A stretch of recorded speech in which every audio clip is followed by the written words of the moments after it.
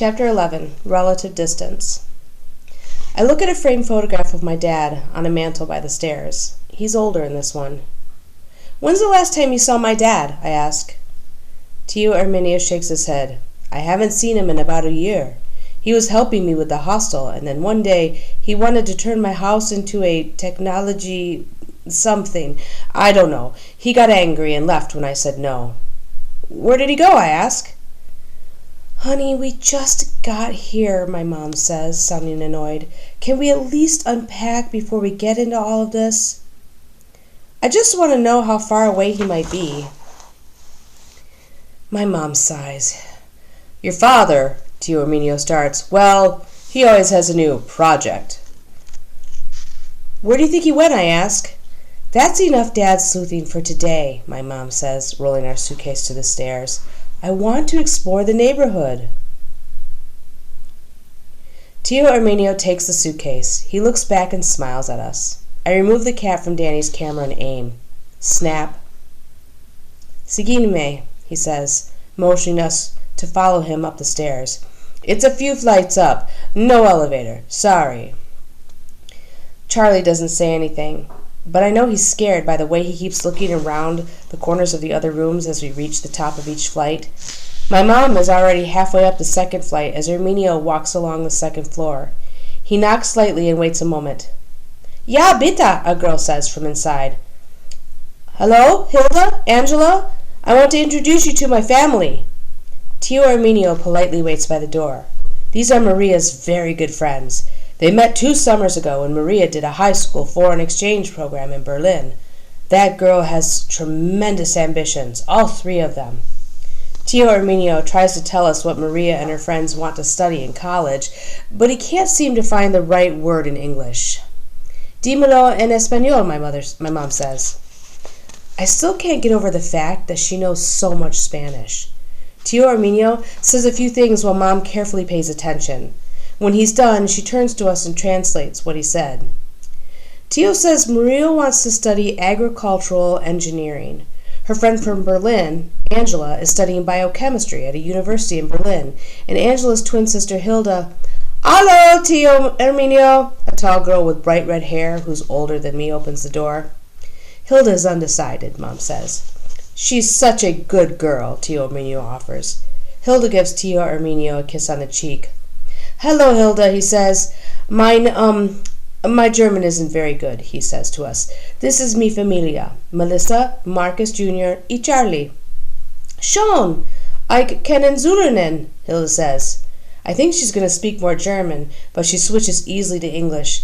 "It's lovely to meet you all. Arminio has been talking about your visit for days." My mom says hello and I wave. Charlie can't stop staring. "Hello, handsome sir, and what is your name?" "Charlie," he says, acting all shy. "Charlie," she says, "it is wonderful to make your acquaintance." "I have a Wonka hat," he says, digging into his backpack.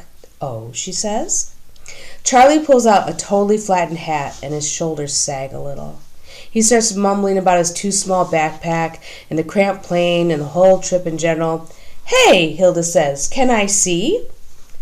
Charlie looks at his hat and pulls it close. The hat is bent and twisted. He leans into my mom. My mom tries to help, but he just keeps the hat close and doesn't talk. "Maybe we'll fix it later," Hilda says to Charlie. Charlie doesn't respond. "Hello," says another girl, popping up behind Hilda. She looks identical to Hilda, except she has really curly blonde hair. "Wer ist das? Oh, Arminio, this is your family from the U.S.? Yeah. The girl waves. "Hello, I'm Angela." "They're on a break from school," Tio Arminio says. "Hilda's always on a break," Angela says, smirking. "Really?" Hilda replies. "Well, at least I know how to have fun." "I have fun," Angela says with a huff, "just not all the time." "You should have just told Papa you didn't want to come," Hilda says. "Ja, klar," Angela says, as if he would let us separate. The sisters stare at each other for a minute, and it looks like they're about to get into a fight. Hilda playfully shoves her sister, and her sister does the same. "Das stimmt," Hilda agrees. "Very, very true." "Our father likes us being together wherever we go," Angela says. "He says we look out for each other. But I think, maybe most of the time, I'm looking out for Hilda. Hilda scoffs and crosses her arms. I think they're mad again, but they end up laughing. "Goodbye, my good man," Hilda says to Charlie. "See you soon." Charlie finally looks up. I can tell he's thinking about smiling. We walk up another flight of stairs, and Herminio shakes his head at a door marked 3F. "This is where your father was staying. After our disagreement, he just stormed off, left his bags, everything, never returned." "Imagine that," my mom says, not even looking at the room. "This way to the common bathroom. I'm so sorry. I haven't been better about visiting Tio Herminio," my mom interrupts. Her eyes get droopy again, and she sighs a few times. "Pero no te preocupes por eso, mi amor," Tio Herminio replies. "You are here now, with your boys. This is good." My mom nods, and it looks like she's trying not to let her glossy eyes turn into tears. Tio Herminio pauses and appears to get lost in his thoughts before he takes off again up another flight of stairs. I hear him mumbling something about Niño and something else about su familia, but like I said, I don't speak Spanish. We go up a 5th flight, and Charlie starts to complain. He says he doesn't want to go up any more stairs. I could tell he's not comfortable. He starts talking about going home. "We're almost there, sweetie," my mom says, climbing another flight of stairs. Tio Herminio stops and walks down to my brother. "You know, you look like an adventurer." My brother isn't paying attention. He's sick of walking. Honestly, I don't blame him. This place stinks like rotting wood, and the floorboards creak like they're going to crack open under us. I can hear water running, and then a man yells out, "Hija, wait till I'm done using the toilet!" An older girl walks out in a bathrobe and waits impatiently in the hall. "Hola, Maria," Tio Herminio says. "Hola, Tio." She starts speaking Spanish so fast I can barely make out a word. Tio Herminio tells her something that sounds like he's trying to calm her down before he introduces us in English. "This is your family, Maria, all the way from Pennsylvania, USA." "¿Qué tal?" she says, then yells, "Papa, apúrate! Me estoy cangreando!" When someone uses the bathroom, Tio Herminio says calmly, the shower turns very cold. You'll be fine, though. The shower upstairs is outdoors, so it never feels cold. "My goodness, Maria, you're all grown up. You're beautiful," my mom says. Maria nods and says thank you. "Do you remember Melissa?" Tio Herminio asks. "No, not really," Maria says. "Sorry." "I wouldn't think you would. You were 6 or 7 years old," my mom says. "I remember you loved eating fish and veggies on the porch of your tia Dharma's farm. It was the cutest thing." "She did," Tio Herminio confirms. There's an awkward pause. Maria looks around as though she's wondering if she should stay or not. "It's nice to see you," she finally says before heading to her room. Maria and her father Sergio come down to sell produce at the farmer's market on the weekends, Tio Herminio says. Sergio says it's the only time he gets to spend with his daughter anymore. She's leaving in the fall to start school in Florida. He's very emotional about it. "Don't bring it up." "So the farmer's market is still around?" Mom asks. "It's even bigger now," Tio Herminio says. "All local products, crecido in Puerto Rico." He raises his hands excitedly, then loses his balance a little. He holds onto the stair railing. "Esta bendita cadera," he rubs his hip. "I'll get it replaced eventually." Maria steps out of her room. "Me voy a resfriar," Maria says, shivering. "Papi!" "Ya voy!" yells a voice from the shared bathroom. "Dios mío! Los teenagers no tienen paciencia para nada." We all look at Tio Herminio. "They love each other," he says, and keeps walking up another flight of stairs. I ask my mom what they were saying. She tells me that Maria was yelling at her dad because she was cold and didn't have hot water to shower. Her dad was yelling that his teenage daughter doesn't have any patience. I don't understand any of it.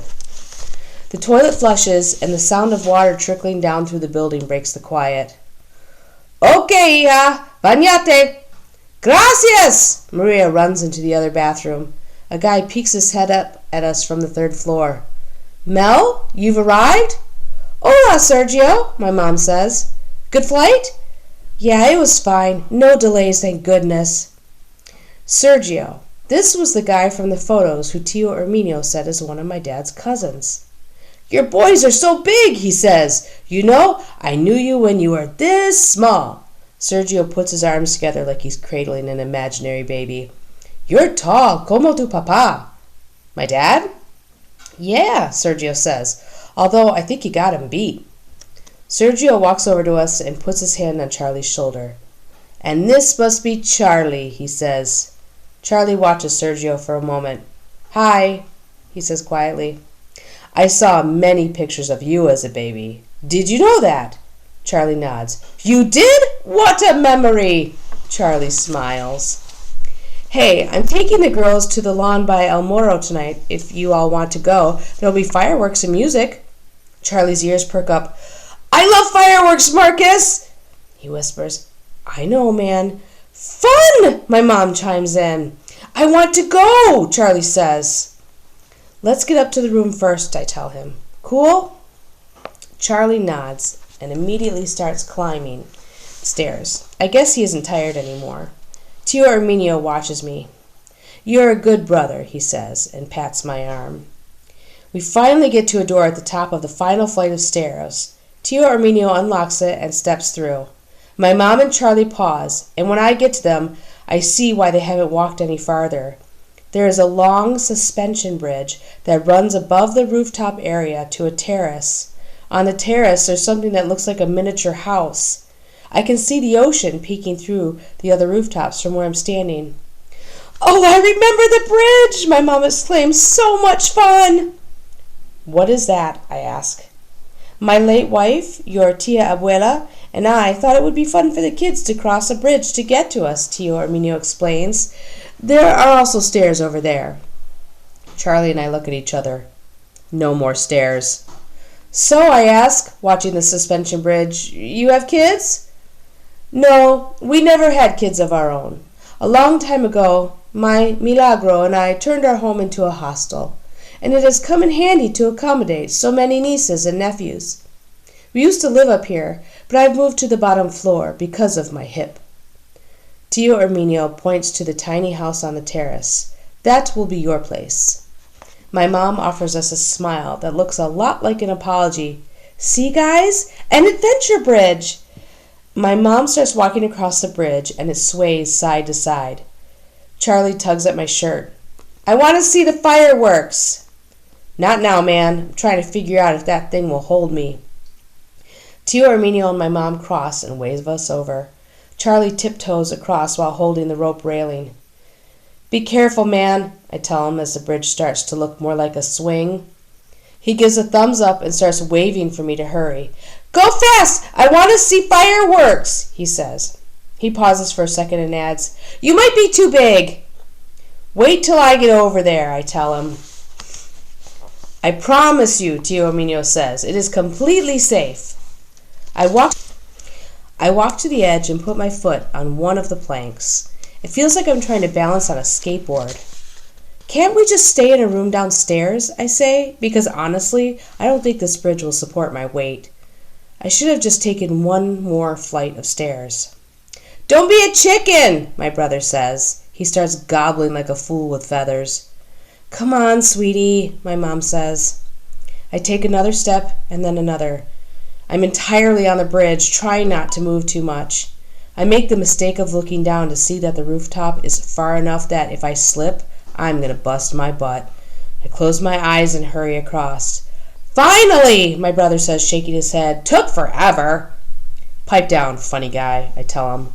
I'm not big on heights. Charlie laughs uncontrollably and then hugs me. He takes my neck and brings me down to his face. Nose kiss, he says, wiggling his nose across mine. He's done that since he was little. I take his head in my armpit and rub his hair with my knuckle. So you got jokes, huh? Huh? He cracks up. My mom and Tio Erminio head toward the shack. Charlie and I follow, and when we get there, Tio shows my mom the outdoor shower. This is the only private shower in the building, he says. What's private about an outdoor shower on a rooftop surrounded by buildings? Tio Erminio draws the curtain and twists the shower knobs. Water makes the shower rumble to life. It's a little cool, but in this heat it's refreshing. He opens the door to a small house and lets us in. On one side there is a double bed covered with a net and a twin in the corner. On the other side there's a small stove and a refrigerator that looks more like a box, and a closet that is barely the size of my mom's suitcase. A wooden desk and a chair rest below a window that has a view down to the rooftop below. This place isn't just small, it's a dollhouse. I feel like I stepped off a beanstalk. My head barely misses the creaky fan that twirls above. "It's small," Tio Arminio says, the understatement of the millennium. But my milagro and I only stayed in here to sleep. Most of the time we were out on the rooftop with all the kids. "Tia Milagro was a wonderful person," my mom offers. "I wish I could have been here for the funeral." "You need to stop making yourself feel guilty about everything, Melissa," Tio Arminio says. "Guilt does nothing for the spirit." He hands us the keys and tells us that the whole rooftop is ours to use as we wish. "I will bring fresh café con leche in the morning con bocadillos de guava." "Thank you," my mom says as Tio Arminio leaves. She rushes over to him and gives him a long hug. "I'm glad you're here, mi amor." He holds her face as he says this. "Okay, I'll see you in a little while." Tio Arminio crosses the bridge expertly and heads back downstairs. "Well, team," my mom says, "ready to explore?" "I want to see fireworks," Charlie says. "I think that's a great idea," Mom replies, throwing herself on the bed. She's smiling. Something about the way she exhales sounds like she's happy. She's in this tiny shack in this ancient neighborhood with a bunch of my dad's relatives. My mom wants to relax. My brother wants to see fireworks. I want more answers.